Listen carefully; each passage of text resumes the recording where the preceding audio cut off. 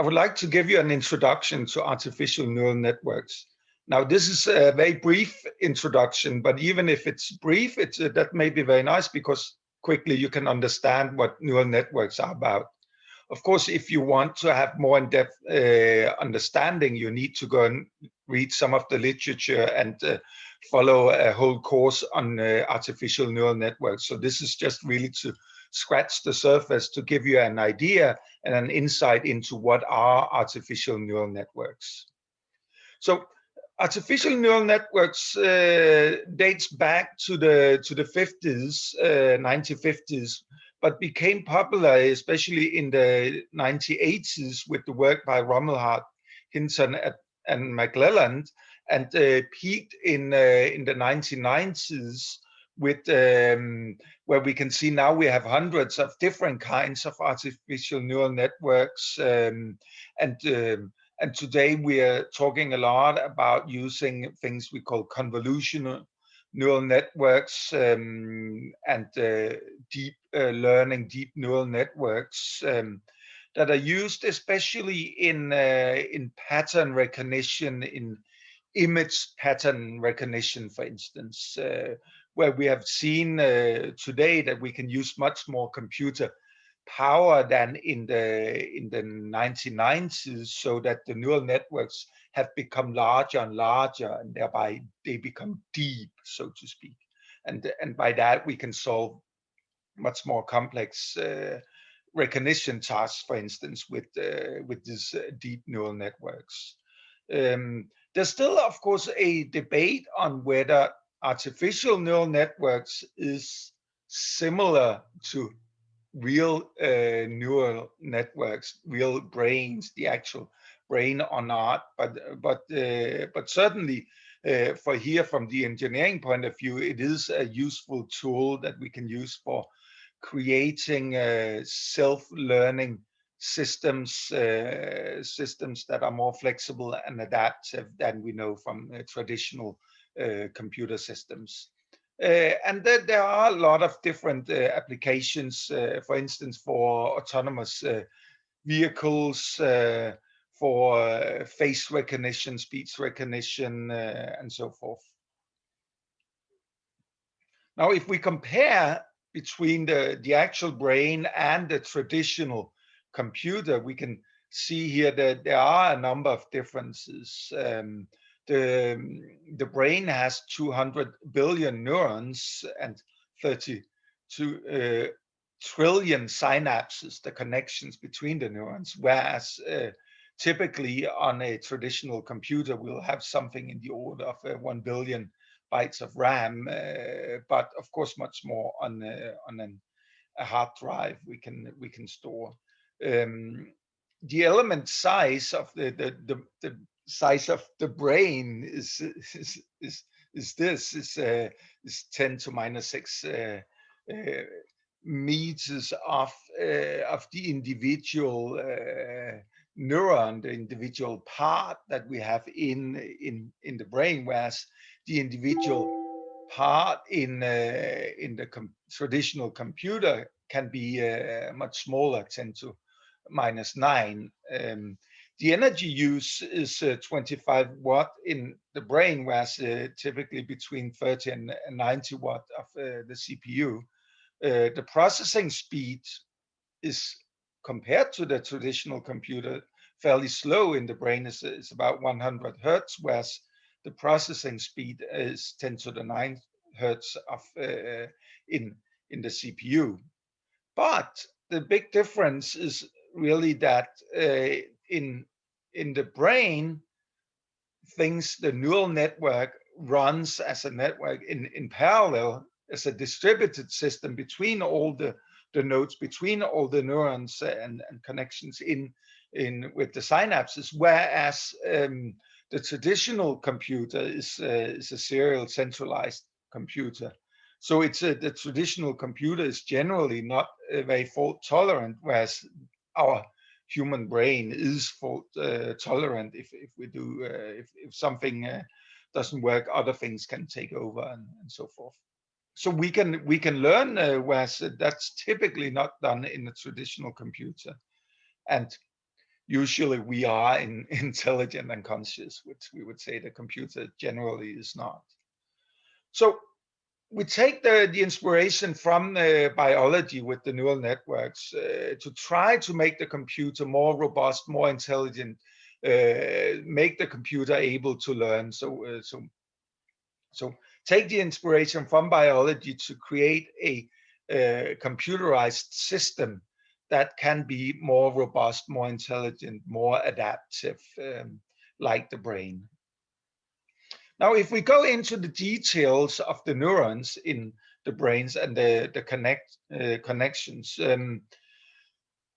we can say that the brain is composed of the neurons that receives, so these are the nodes in a network. So these neurons, they receive input from other neurons, typically thousands of other neurons, and they connect with the synapses through the synapse. So here below you can see the drawing. Here we have 3 neurons, and then we have the connectors that goes out with, when it goes out, we call it the axon, and then the connection point is the synapse, then right in here. And then from this next neuron, there's also output through the axon, and then it may connect here with the synapse. So blowed up here, we have the synapse that comes from one, the connection from one neuron. Then it sends out the chemical substances, and they are received on the other part and goes in to the next neuron. So essentially, we say that if the input exceeds a certain threshold, then the neuron will blast out an electrical spike. So there will be spikes going out that travels down the axon to the next neuron and goes out through the synapse here. So there are these things we call the spike trains, that if a neuron is excited, then it sends out these spikes, and they go to the next one, next neuron, and that's how we transpose information through the network. And then, of course, it becomes the interesting thing, not only sending information through the network, but how can the network learn? How do we see learning in the brain? So that, and having, through altering the strength between the neurons, how well do these spikes travel through the network? How much information, how strong is the information being sent from one node to the next node? And also can be by creating or deleting some of these connections that goes from one node to the next node, from one neuron to the next neuron.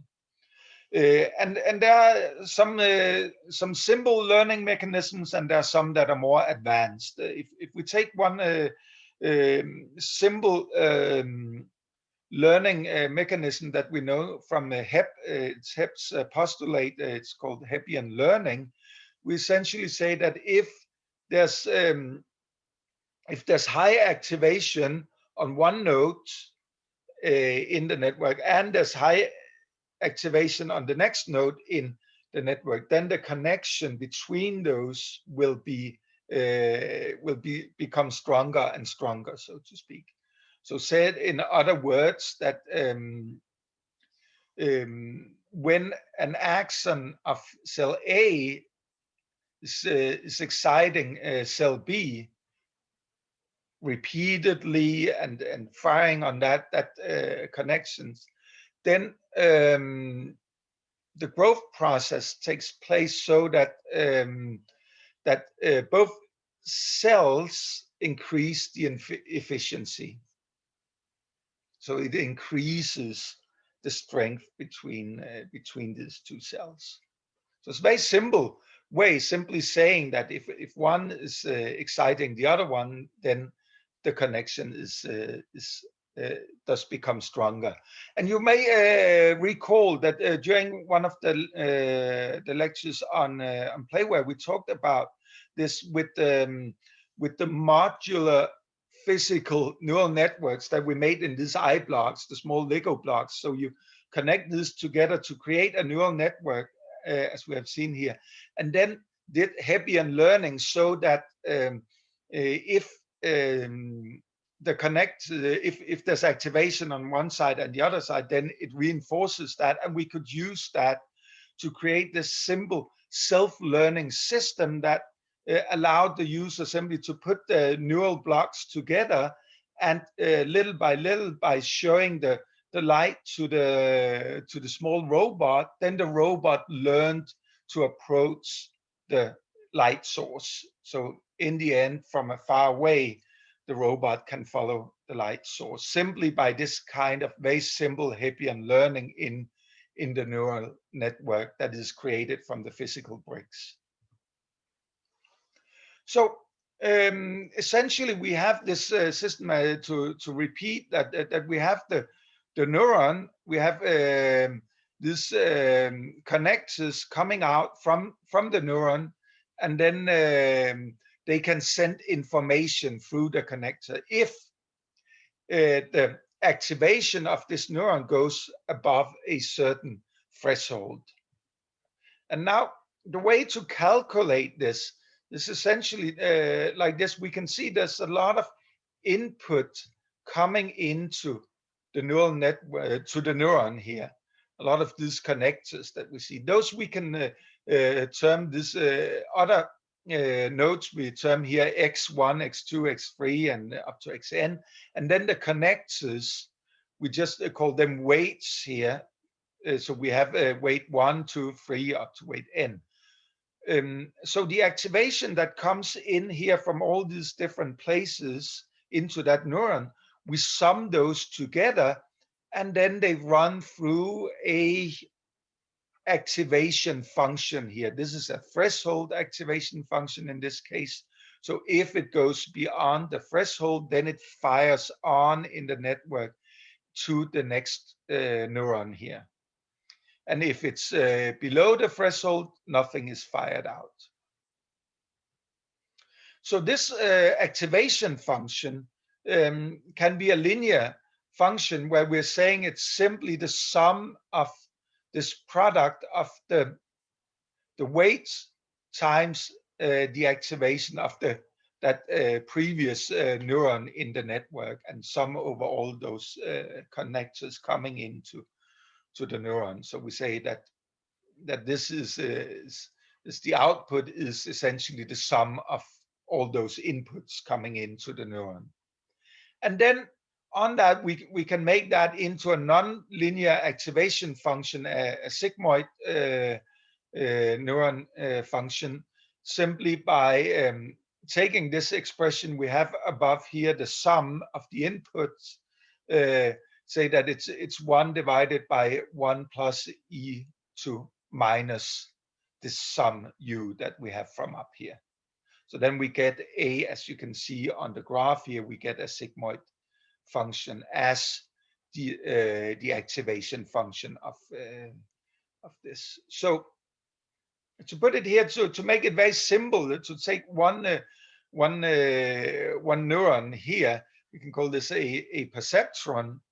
We take the sum of these products, x1 times w1 plus x2 times w2, and so forth. So we have this over here, the sum, and then if the activation function is above the threshold, the output is 1. If it's below the threshold, the output is 0.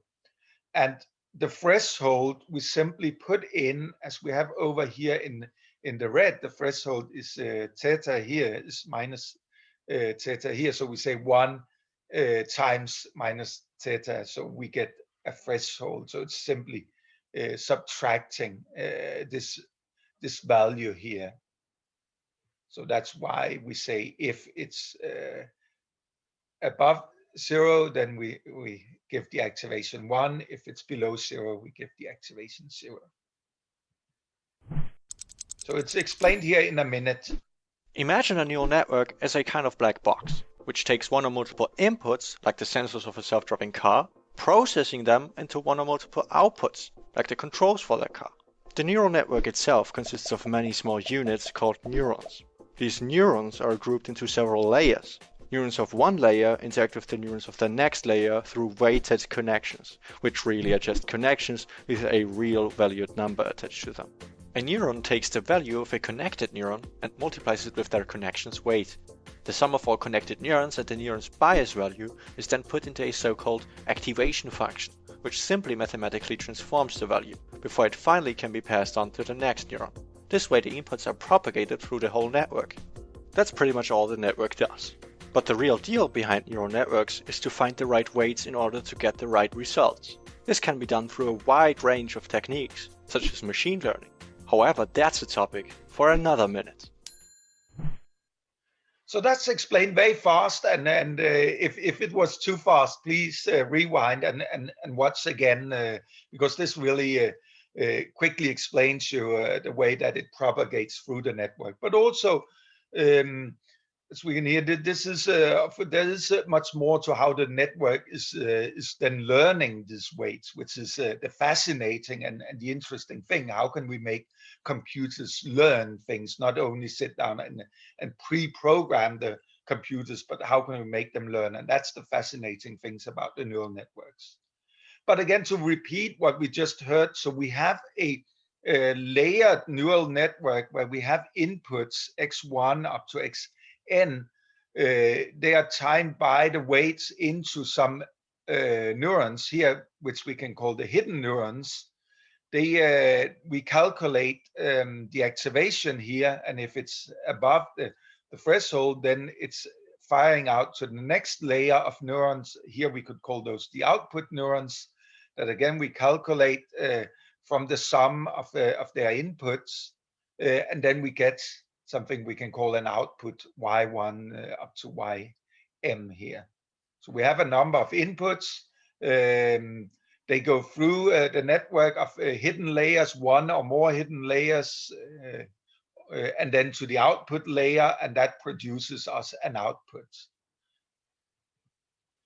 So the interesting thing is, of course, then how can we make sure that when we have a certain input that the network responds with the right kind of output? So we'll look more into that.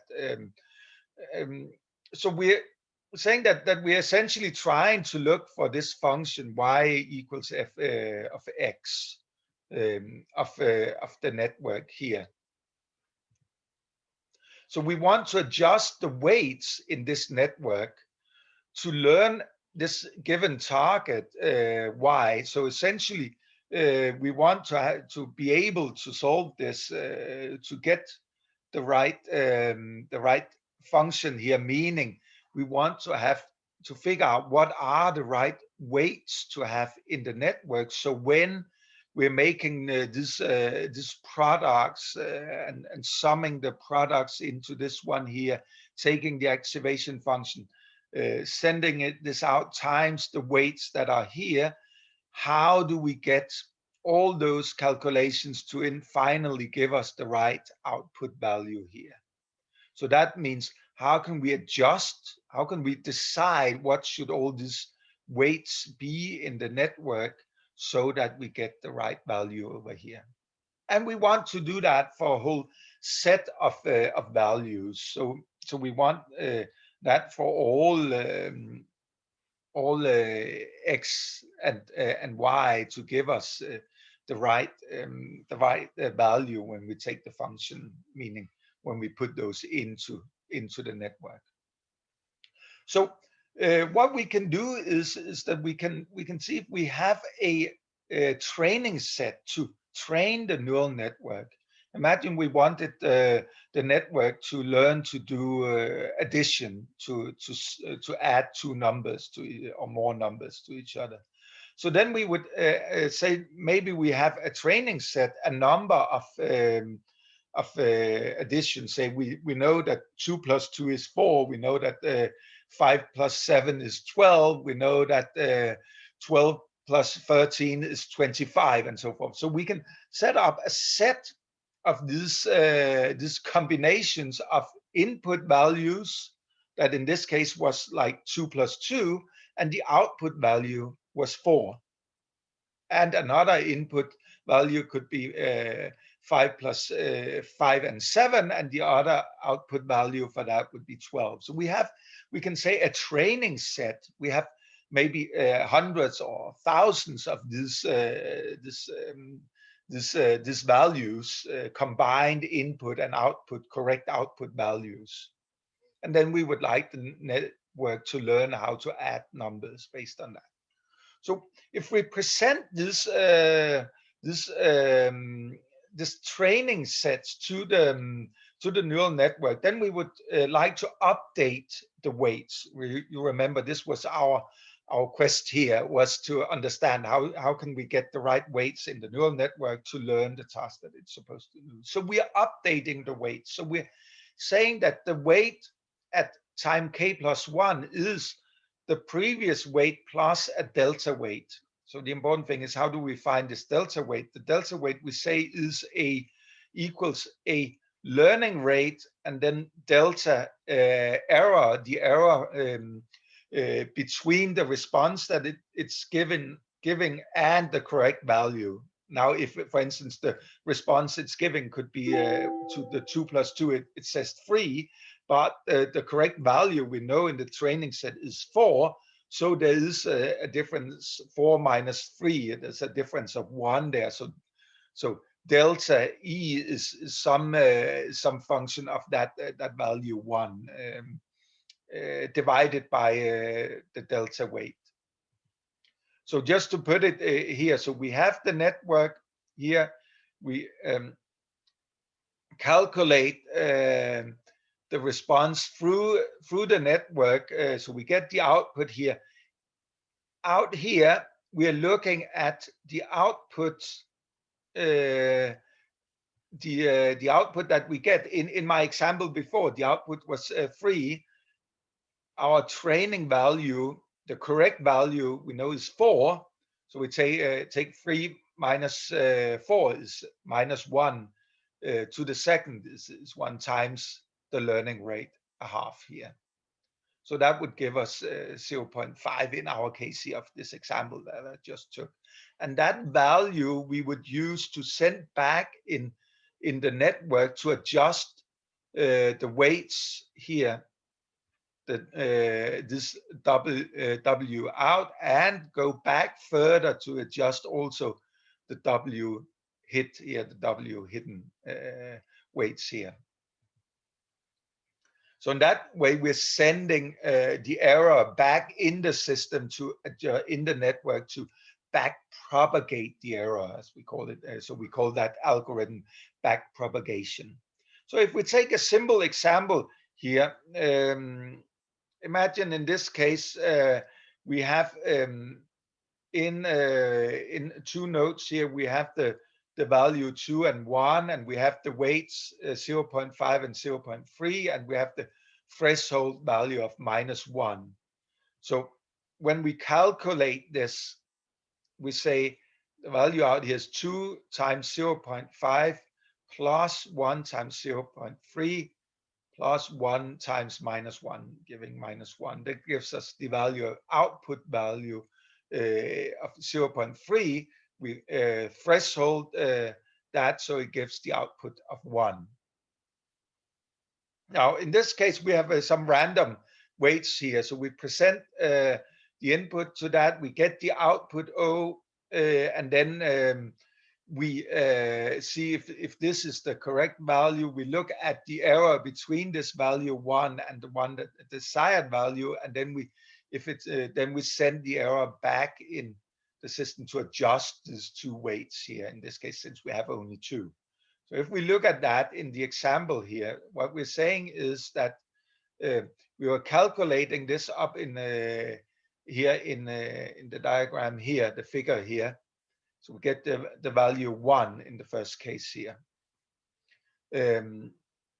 So if we take that and we wanted the output to be 0 in this case, then we have an error of, so we have the target in this for the delta W, the target is 0, the output we have is 1, and we time that the input. that we have 2 and 1. So the weight 1 at t plus 1 becomes the weight that we had before, 0.5. So the weight that we had before, 0.5, plus, you remember, target minus the actual output we had, so 0 minus 1, times the activation that we have, which is 2, the input that we have to it. So that gives us minus 1.5. So the new weight is minus 1.5. And the W2, the same way, becomes minus 0.7. And the theta we can calculate as, again, as to become minus 2. So if we put that in as the weights in the network up here, this 2 here and the theta here, next time we present these values 2 and 1, the actual output will become 0. Remember, this was our desired output. So just by changing the weight, by propagating this error back in the system to adjust the weight here in this very, very simple example, you can see how it changes the way that next time we present the exact same input, we'll get a different output and closer to, in this case, the correct output. So for a very simple example, again, we could imagine the XOR problem, which is what we have down in the table here. 0, 0 gives 0, 1 and 1 gives 0, and 0, 1 and 1, 0 gives us 1. So that's the desired output that we have. So we put that into a neural network, we train that neural network, and then we can look at overtraining epochs, so that we call, because we need to do that. We saw one run before when we had the example. That was just one epoch, essentially. Now, if we do this for more complex problems and larger network, we do this not for only just one time, as I went through in my example here, but we do that for maybe 10,000 times. So it takes time. So the computer stands there, it runs through all these examples by itself from the training examples. So little by little, we can see that the error, this is the error between the output and the desired output, it decreases towards 0 over time, and the weights, they become changed. Initially, we had this weights here. It doesn't tell you much, but you can just see at the difference between the initial weights and the final weights. There's a big difference between those, because the system has gone through this learning period, and it finally responds like this. When it gets 0, 0, it responds 0.08. So it's threshold down to 0. The 0, 1 and 1, 0 is threshold up to 1, and the 1 and 1 is threshold down to 0. So this is a very simple way that we can do the learning, just to give you a very, very brief understanding of that. We can also use the neural network to do a simple classification, for instance, for our Playware. So in this case, what we have done is you can see on top the neural network, we have as input what is the pressure on a tile, the distance between steps, the time between steps, and you can see on the video running that the system has learned something, and now it's putting these dots next to the one who's playing the game. So the 3 dots are around him, so he steps on the dots many times. If we run it again, you can see it here. So the neural network is learning to classify, to say, is this a young player playing fast, a young player playing slow, and older playing fast, and older not playing the game in a discontinuous manner.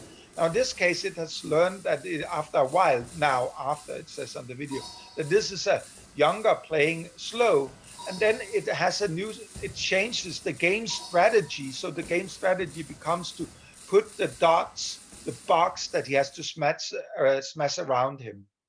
So by this, I want to finish here for for this very brief introduction to neural networks, and we will use that in a number of examples for neural networks, and we'll go at this specific example that I show here. We'll go into details with that, and also I would recommend you to read more first, some introductory material on neural network if you're interested in this theme, and then of course look more into things on neural network learning that we have only just had a very brief introduction to here. There are plenty of things in that, and as I said, nowadays we are fortunate to have much more computer power, so we can start doing this deep neural network. So when people are talking about deep learning and deep neural network, just imagine these networks expanding. The image you can see here, there's an input neural